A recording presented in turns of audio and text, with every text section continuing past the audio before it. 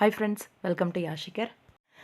நான் கெஸ் பண்ண மாதிரியே தான் ஆயிடுச்சு. பாண்டியன் ஸ்டோர்ஸ் உண்மை வந்து இப்போதைக்கு சொல்ல மாட்டாங்க அப்படின்னு சொல்லியிருந்தேன்.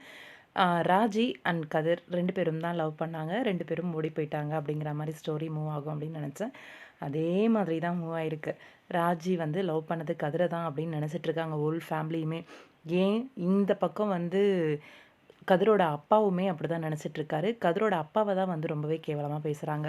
நகையெல்லாம் எங்கேன்னு கேட்கவும் செலவாயிடுச்சுன்னு வேற கதிர் சொல்கிறாரு. ராஜியை காப்பாற்றி பழிய கதிர் மேலே போட்டிருக்காங்க. உண்மையிலேயே கோமதி பெரிய விஷயந்தான். தன்னோட அண்ணன் ஃபேமிலி மானத்தை காப்பாற்றணும் அப்படின்றதுக்காக தன் மகனை வந்து குற்றவாளியாக்கி அங்கே நிற்க வச்சுருக்காங்க. இந்த இடத்துல கதிர் தான் ரொம்பவே பாவமாக இருக்கார்.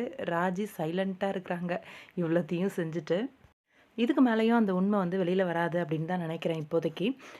அப்கமிங் வந்து ராஜி கதிர்கிட்ட வந்து ரொம்பவே கோவமாக சிடு சிடு சிடுன்னு இருக்கிற மாதிரி அந்த மாதிரி சீக்வன்ஸ்லாம் வந்துச்சு அப்படின்னா ஏதாவது ஒரு கட்டத்தில் வந்து கோமதியே கோவத்தில் வந்து அந்த உண்மையை வந்து சொல்கிறதுக்கான வாய்ப்பு இருக்குது.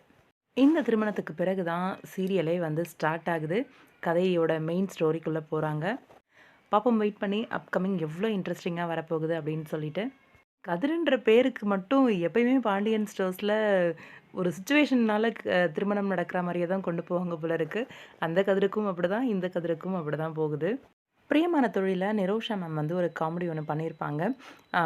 நம்ம லிவிங்ஸ்டன் சார் கூட வந்து சாப்பாடு ஊட்டி விட்டுட்ருப்பாங்க ஜோதிகா மேம்க்கு மாதவன் சார். அதை பார்த்துட்டு உனக்கும் அப்படியே செய்யணுமா, வந்து தொலை பண்ணுறேன் அப்படின்னு சொல்லிட்டு ரொம்பவே பெருசாக ஒரு குண்டானை எடுத்து சாப்பிடு அப்படின்னு எடுத்து கொடுக்குற மாதிரி ஒரு காமெடி ரீக்ரியேஷன் பண்ணியிருக்கோம் அப்படின்னு சொல்லி ரீசெண்டாக அதை வந்து இன்ஸ்டாகிராமில் வந்து ஷேர் பண்ணியிருந்தாங்க. இங்கே மகள்களோட சேர்ந்து இந்த ரீல்ஸ் வந்து பண்ணியிருந்தாங்க. ரொம்பவே ஃபன்னாக சூப்பராக இருந்துச்சு.